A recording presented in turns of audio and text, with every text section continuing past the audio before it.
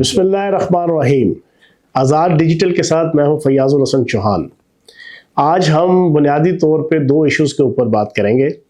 एक तो सोहेल आफरीदी का वज़ारत आला का जो इलेक्शन हुआ है, जो एक इल्लीगल इलेक्शन है, इल्लीगल प्रोसेस है, कोई भी आइनी और कानूनी नुक्ते पे वो बेस नहीं करता। एक तो उसके हवाले से, दूसरा फिर उसने जो तकरीर की और तकरीर में जो उसने बड़के लगाई, जो उसने बोंगियाँ मारी, जो उसकी बोस्टिंग और प्रेटिंग थी, उसके ऊपर मैं आपके सामने कुछ चीज़ें रखूँगा।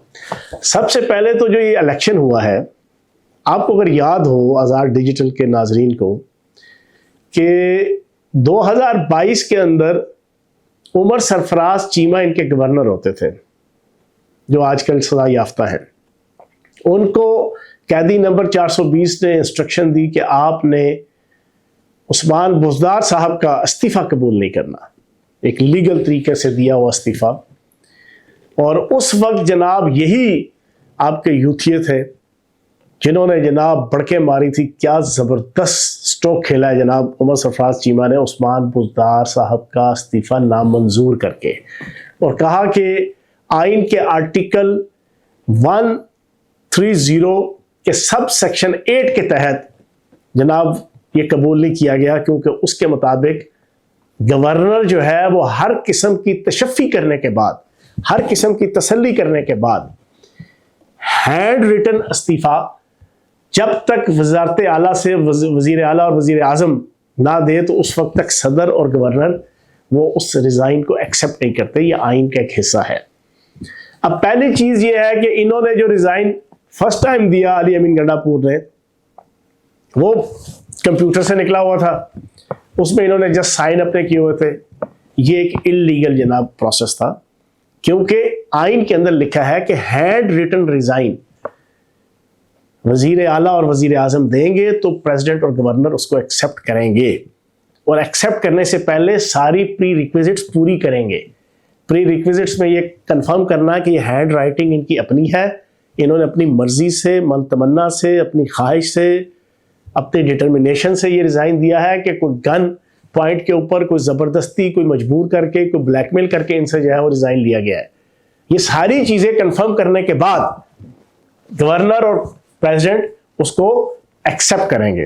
तो जब एक्सेप्ट कर लेंगे तो उसके बाद फिर आपका अगला प्रोसेस स्टार्ट होता है वज़ारत आला और वज़ारत उज़्मा के इलेक्शन को इनिशिएट करने का, उसके इंतखाब को इनिशिएट करने का। लेकिन इनको कुछ ज़्यादा जल्दी थी, और जल्दी नहीं थी। मेरी प्रेडिक्शन ये है कि इनकी मरकज़ी क़यादत के अंदर लोग मौजूद हैं कि जो दो तरफ खेल रहे हैं, विकेट के दोनों तरफ खेल रहे हैं।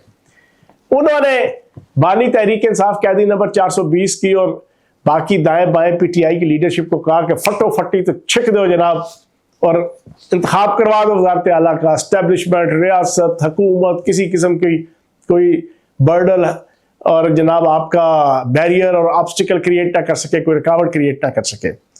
अब इन्होंने वो इलेक्शन का प्रोसेस करके अपनी तरफ से 90 बंदों का वोट लेकर इन्होंने ये कर लिया। लेकिन ये एब्सोल्युटली इल्लीगल है। ये आज रात को नहीं तो कल इस पे अदालत के अंदर जनाब अपोजिशन चली जाएगी, और जैसे डॉक्टर इबाद जो अपोजिशन लीडर है उसने कहा है कि हम जा रहे हैं, और वो आराम से इसके ऊपर जो है वो स्टे भी ले आएंगे और इसके ऊपर लिटिगेशन शुरू हो जाएगी। एक नया तमाशा, एक नया जनाब टोपी ड्रामा और मासी बेड़ा वो जनाब वो खुल जाएगा। तो मैं ये समझता हूँ कि ये तहरीक इंसाफ ने को हद से ज़्यादा जल्दी दिखाने की कोशिश की। दूसरी चीज़, इन्होंने एक दावा किया था पिछले 5 दिन से, ये बड़के मार रहे थे और झूठ के ऊपर मबनी फेक प्रोपागेंडा, इनके बाहर के यूट्यूबर, इनके गलीज जितने जनाब सोशल मीडिया के कतूरे हैं, और इनकी लीडरशिप भी, कि जनाब हमारे बंदों को खरीदा जा रहा है, हमारे बंदों को खरीदा जा रहा है, हमारे बंदों को। तो जनाब 90 बंदों ने इनको वोट दे दिया।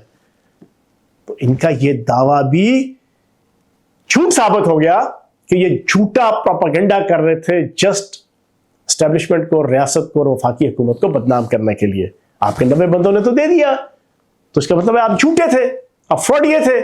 बंदे तो आपके साथ हैं, लेकिन अब सिचुएशन ये है कि अब ये सारा मामला चला जाएगा लिटिगेशन में, और लिटिगेशन में फिर आपके क्या चीज़ें चलती हैं। 2 रिज़ाइन है।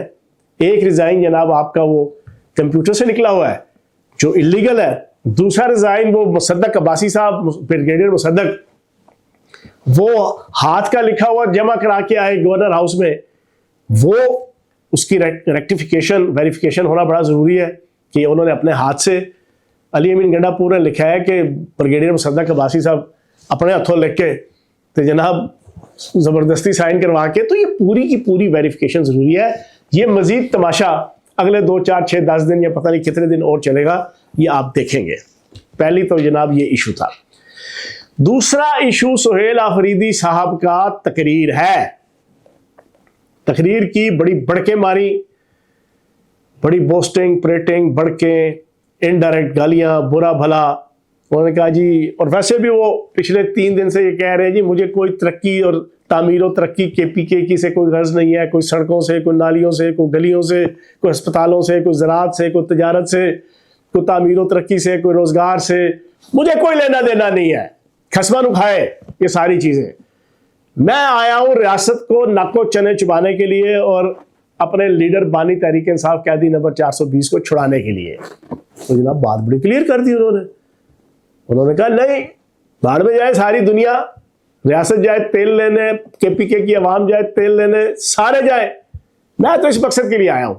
फिर जो तकरीर की टिपिकल किस्म के गली मोहल्लों के वो लफंटर, ट्रक के पीछे लिखे हुए, बसों के पीछे लिखे हुए शेर, वो जनाब पढ़ के बड़के मार के कि मैं बड़ा जनाब एजिटेशनल पॉलिटिक्स का चैंपियन और PhD और पोस्ट डॉक्टरेट मैंने की हुई है, मैं ये थे, मैं वो थे, मैं फला। वो ना नया फ्यूरर मुंतखब हुआ ना जर्मनी का, फ्यूरर कहते हैं वजीर आजम को, सरबराह को। वो जब बना तो एक दिन उसके ज़हन में आया कि यार बर्नल के जो सबसे बड़ा पागल खाना उसका दौरा करूं। वो चला गया दारुल हुकूमत, बर्नल था जनाब जर्मनी का, उसके सबसे बड़े पागल खाने में सरकारी तौर पे वो विजिट कर रहा। एक पागल उसके सामने आया, उस पागल ने पूछा से कि तुम कौन हो? तो ने कहा तुमने मुझे पहचाना नहीं, मैं जर्मनी का फ्यूरर वजीर आजम। तो पागल ने कहका लगा के कहा कोई बात नहीं, नया जो भी आता है ना यहाँ पे वो यही कहता है। जुनेद अकबर नया बना ना, आज से 4, 5, 6 महीने पहले, वो जब इसको बनाया गया KPK का सदर, बड़ी बढ़के इसने मारी थी कि मैं रगड़ के रख दूंगा, मार के रख दूंगा रियासत को, वफाक को, फौज को, स्टैब्लिशमेंट को, ISI को, दुनिया को, इधर से उधर करके रख दूंगा, जमीन ऊपर ते आसमान तले। तो बानी तहरीक इंसाफ अडयाला जेल जो मैं पकड़ के जनाब अंदरू, तो जनाब बाहर ला के मैं डी चौक पे आके खड़ा करूंगा। इसकी बढ़के ये थी।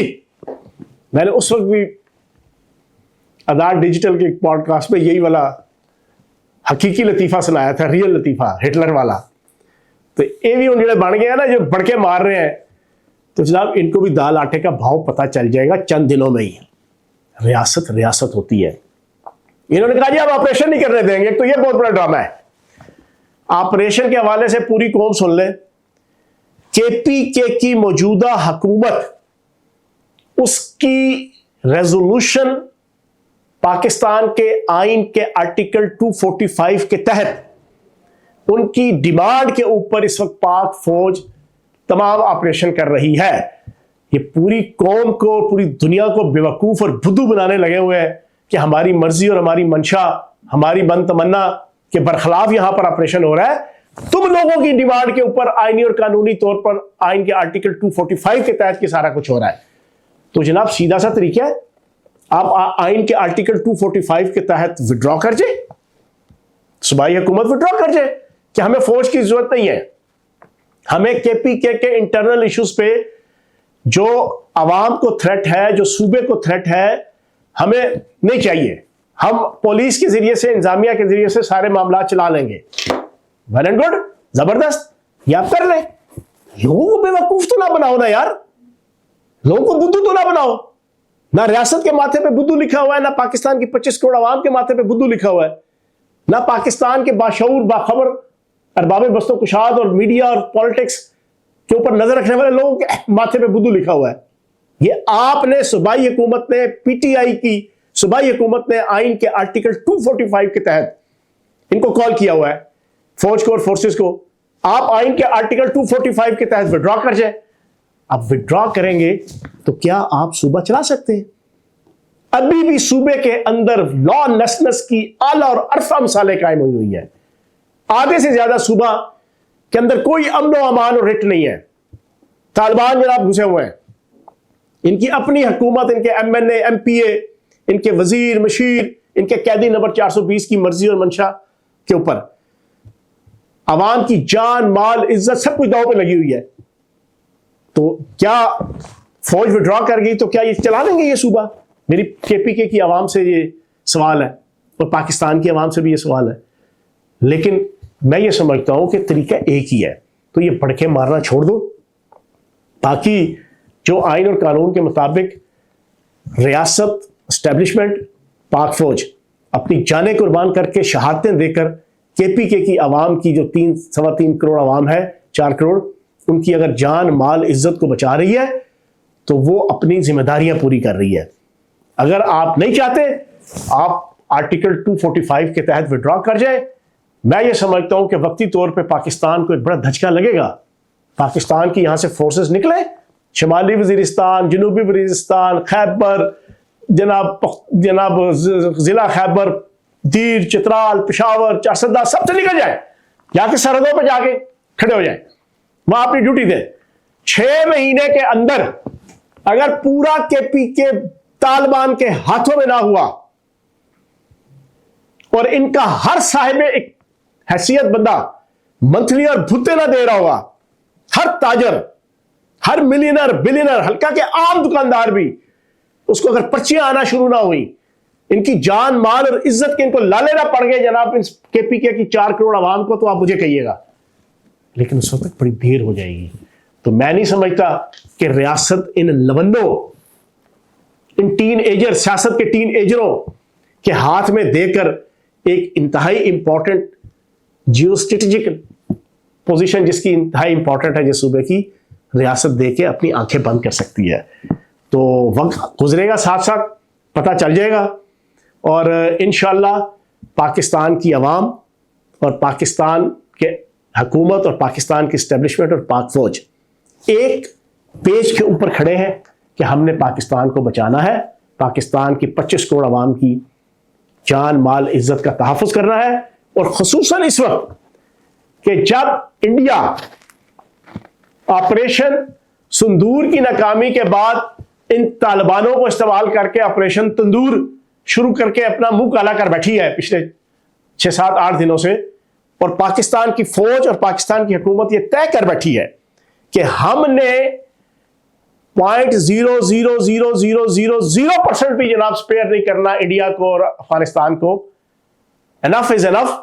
हमने तालिबानों को बहुत समझाया, अफगानों को बहुत समझाया, हमने इनसे डेलीगेशन भेजे, हमने इनसे मुज़ाकरात किए, हमने इंटरनेशनल प्लेयर्स चाइना को, कतर को, सऊदी अरब को, ईरान को, बहुत सी मुल्कों को हमने बीच में डाल के हमने इन्हें समझाया कि नहीं भाई, अपनी ज़मीन को पाकिस्तान के ख़िलाफ़ और पाकिस्तान के अलावा दीगर मुल्कों में जो आपके हमसाए हैं उनकी टेरिटरी के अंदर दहशत गर्दी होने से बाज रखो अपनी ज़मीन को।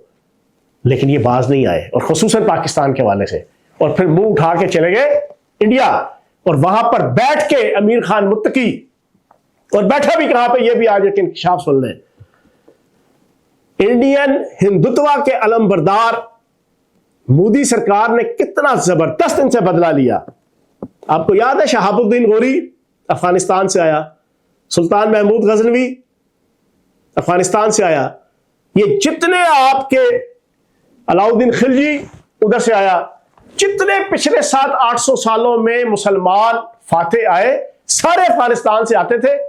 और उनमें सुल्तान महमूद गजनवी, जिसका बड़ा मशहूर डायलॉग है सोमनाथ के मंदिर के ऊपर, उसने कहा था कि मैं बुत शिकन कहलाना चाहता हूं, बुत फरोश नहीं। इन्होंने हिंदुत्व के अलमबरदार मोदी सरकार ने और हिंदू सरकार ने कितना जबरदस्त इन अफगानियों से बदला लिया। अमीर खान मुत्तकी ने जो पाकिस्तान के खिलाफ प्रेस कॉन्फ्रेंस की, वो जिस पोर्ट्रेट के नीचे बैठ के की, उस पोर्ट्रेट के ऊपर बुद्ध मत का बुद्ध जनाब चस्पा था, और उस बुद्ध वाली जनाब पोर्ट्रेट के नीचे बैठा के उन्होंने एक मुसलमान मुल्क के खिलाफ इन्हीं अफगानियों से जनाब प्रेस कॉन्फ्रेंस कराई और इन अफगानियों को मैसेज दिया कि तुम 500 साल, 400 साल, 800 साल, 1000 साल पहले हमारी जमीन पे आके इन बुतों को तोड़ा करते थे और हमारी जिंदगियों को अजीरन किया करते थे। आज तुम उसी बुतों के नीचे बैठ के तुम जनाब ये ऐलान करो और अपने मुसलमान भाइयों के साथ लड़ाई झगड़ा करो और फिर वहां से बैठ के पूरा हमला जनाब इन्होंने ड्रामेटाइज करवाया और फिल्माइज करवाया। लेकिन वो अल्लाह की शान है कि पाक फौज के जरूरतमंद जवानों और अफसरों, पाक एयरफोर्स के जनाब अफसरों ने और जवानों ने ऐसा दांत खट्टे किए इनके कि अब दोनों जनाब गले लग के जनाब तेरा गम मेरा गम एक जैसा सनम, हम दोनों की एक कहानी है कि जनाब गाने गाते फिर रहे हैं इंडिया और अफगानिस्तान।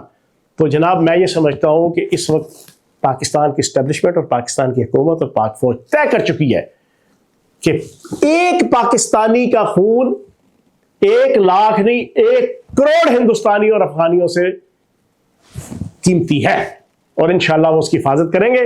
इन हालात के अंदर ये जो KPK का पूरा एक प्रोसेस चल रहा है, अल्लाह पाक से दुआ है कि अल्लाह पाक पाकिस्तान की बेहतरी करे, कैदी नंबर 420 को भी अकल दे और पाकिस्तान को इस फितनाए हिंदुस्तानी खवारिज, फितनाए खवारिज और फितनाए नकदा कोका, इससे जो है वो महफूज रखें। बहुत शुक्रिया, थैंक यू वेरी मच।